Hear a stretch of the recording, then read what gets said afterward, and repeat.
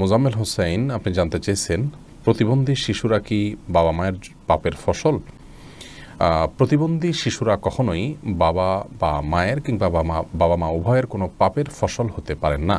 আল্লাহ রাব্বুল আলামিনের অমোঘ বিধান হলো, একজনের পাপের প্রায়শ্চিত্ত আরেকজনকে করতে হয় না, একজনের পাপের বোঝা আল্লাহ রাব্বুল আলামিন আরেকজনের উপরে চাপান না।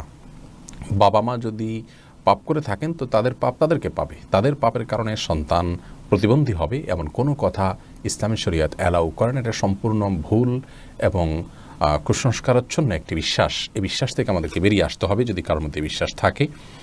বরং প্রতিবন্ধী শিশু, এই শিশু আল্লাহ তাআলার পক্ষ থেকে মা বাবার জন্য অনেক বড় পরীক্ষার বিষয়। তারা যদি এটিকে সবরের সাথে ধৈর্যের সাথে প্রতিপালন করেন তাহলে ইনশাআল্লাহ বিদিন আল্লাহর কাছে তারা মহা পুরস্কার পাবেন। এ বিষয়ে আমরা মুসনাদ আহমদের একটি হাদিস পাই, তিরমিজির একটি হাদিস পাই। নবী সাল্লাল্লাহু আলাইহি ওয়াসাল্লাম বলেছেন যে একজন ইমানদারের নিজের প্রতি আল্লাহ তাআলা তাকে পরীক্ষা ফেলেন, তার মধ্যে বিপদ দেন তার শরীরের মধ্যে অর্থাৎ রোগবালাই দিয়ে, আবার কখনো তার সন্তানকে দিয়ে তাকে আল্লাহ তাআলা পরীক্ষা করেন, আবার কখনো সম্পদের মধ্যে কোনো প্রকার ক্ষয়ক্ষতি দিয়ে আল্লাহ তাআলা পরীক্ষা করেন। হাদিস থেকে বোঝা যায় যে সন্তানের মধ্যে কোনো প্রকার ক্ষয়ক্ষতি হওয়া, সন্তান বিকলাঙ্গ হওয়া কিংবা প্রতিবন্ধী হওয়া, এগুলো সবগুলো আল্লাহ তাআলার পক্ষ থেকে পরীক্ষা।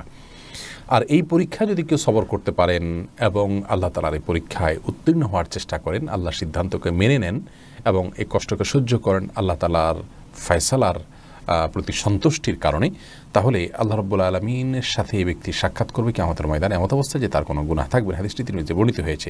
অন্য আরেকটি হাদিসে আসছে নবী সাল্লাল্লাহু আলাইহি ওয়াসাল্লাম বলেছেন, ইন্না আযামাল জাযাই মা আযামিল ওয়ালা, নিশ্চয়ই আল্লাহ রাব্বুল আলামিনের পক্ষ থেকে পরীক্ষা যত বড় হবে তার জন্য পুরস্কারও তত বড় হবে। অতএব কোনো বাবা মা যদি প্রতিবন্ধী সন্তান জন্ম দেন তাহলে তাদের জন্য এটি অনেক বড় পরীক্ষা, তাদের প্রতিদান আল্লাহর পক্ষ থেকে অনেক বড় হবে ইনশাআল্লাহ বিদিনা, যদি তারা সবর করতে পারেন।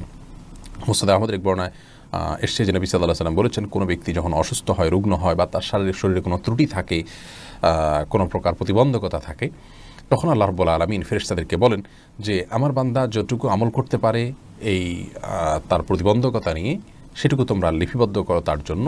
এরপরে তাকে যদি আমি সুস্থতা দিয়ে দেই তাহলে তো যেটুকু তার অসুস্থতা ছিল, প্রতিবন্ধকতা ছিল, সেগুলো থেকে এটি কাফারা হয়ে গেল এই কষ্ট সহ্য করার কারণে।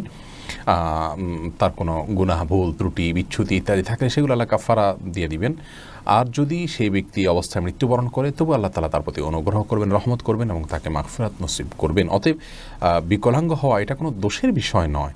আর সন্তান বিকলাঙ্গ হলে সেটা বাবা মার পাপের ফসল, এই কথাটি মূর্খতা সুলভ কথা, এর সাথে কোরআন হাদিসের কোনো সম্পর্ক নেই।